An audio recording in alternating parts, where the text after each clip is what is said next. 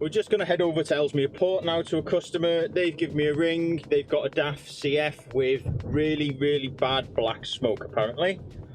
Now, it's been into the dealership and they haven't been able to diagnose it. They've misdiagnosed it as an EGR valve, so we're going to go and help the customer out and see what's going on.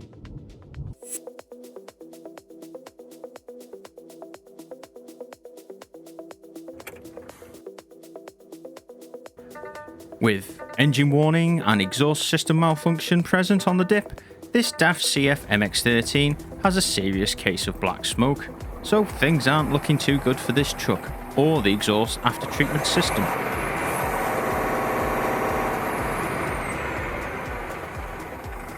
With Jaltest provided by Eclipse, my go-to for DAF diagnostics, I'm sure we can get to the bottom of this issue in a timely manner. As always, with our customer's concern verified, we need to plug the VCI in to identify our faults. Surprise, surprise, no damaged pins in the OBD socket today, and with the communication established via Bluetooth, we can crack on. With our model year 17 truck identified through the auto VIN identification, we're going to go straight into pack our common rail injection and see what we're dealing with. I'm not too concerned with the EAS currently, as all our issues are engine related.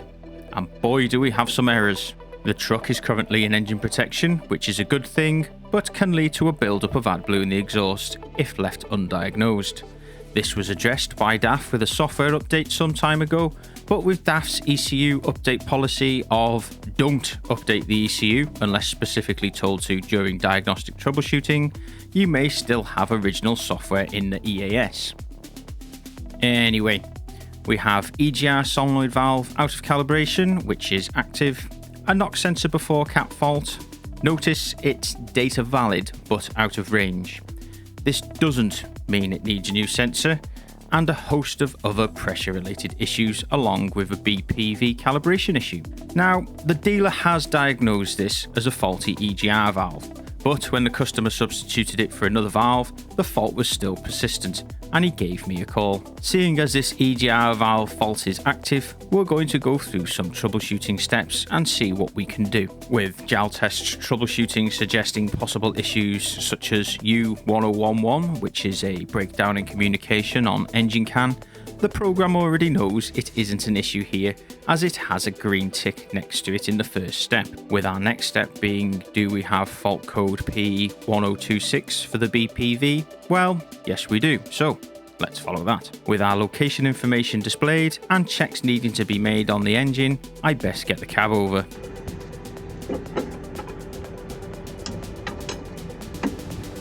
Issues we could be facing are a snapped BPV spring maybe, or a collapsed BPV bearing, but I'd have expected a position unable to be reached for that anyway.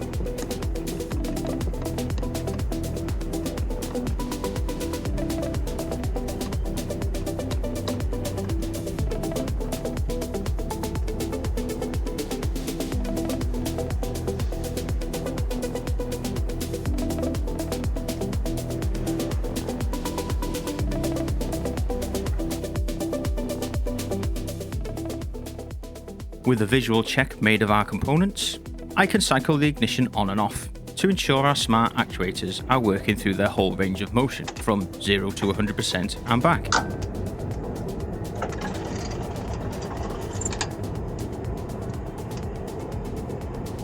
With this check completed and back on Jaltest, I can say confidently that we don't have an issue. We will move on and check our live data now for BPV position.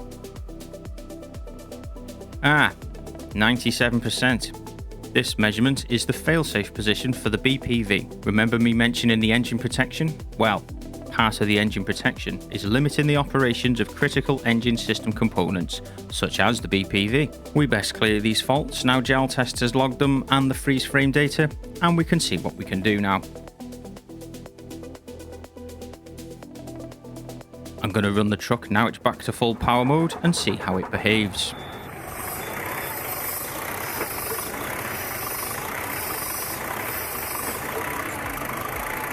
Now, did you hear that surging? Then it stopped. The truck threw itself straight back into engine protection mode.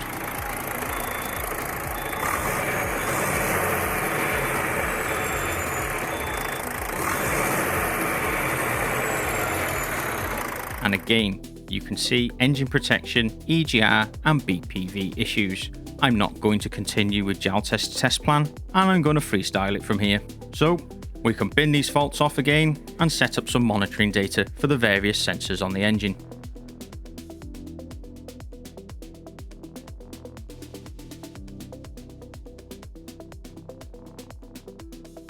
In measurements, I'm going to go for positions required for BPV, EGR and most importantly VTG.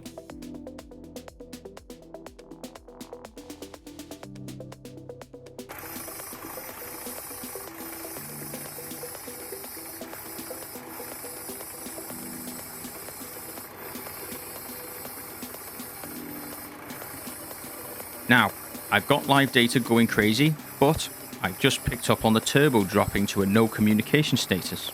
And unfortunately, we have now dropped back into engine protection mode and everything shut down again. As I was about to clear the codes again to check the turbo issue I noticed, I've picked up on this odd sound coming from the engine. It's definitely coming from the VTG actuator on the turbo, so I best concentrate all my efforts on this now.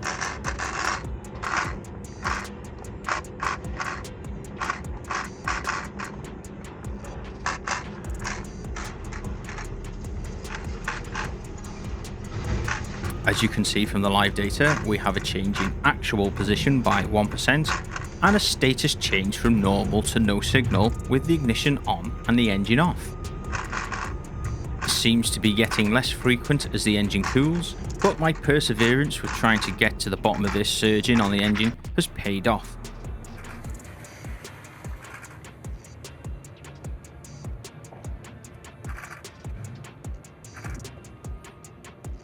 And I can substitute the VTG actuator for a known good off the van.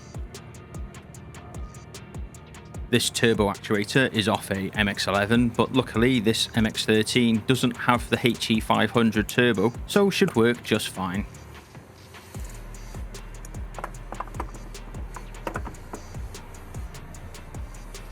With the ignition now on and the actuator supplied with powers, grounds and CAN communication, our crazy actuator issue is stopped by fitting the new part.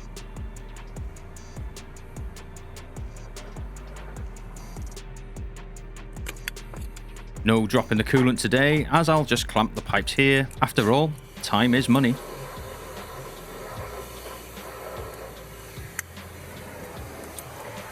Removing the actuator on the MX-13 is so much more simpler than on the MX-11.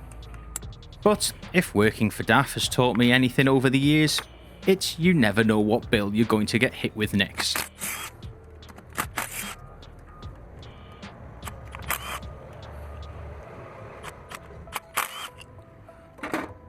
You need to pay careful attention to this, not because you need to set the arm for the turbo axle calibration, but for crack detection. As you can see, a possible turbo actuator fault just turned into $4.5 grand worth of turbo replacement, and that's just for the turbo. So in order to get this into the workshop, I'm going to just slap this back on here to stop the water leaking, and I can get my grips back. With this turbo only available through DAF, it won't be getting fitted by me today, but with the workshop controller happy with my diagnosis, it's a job the workshop can do here. I hope you found this little diagnostic interesting today. It was this video or an LF horse box, and I'm sick of getting them things. Did you see my 21mm spanner on Instagram? 20 years, man and spanner, and I'm still not over it. Anyway, subscribe, like, comment, you know the drill. Right, where's my van keys? I need to do some more work to buy a straight 21mm spanner.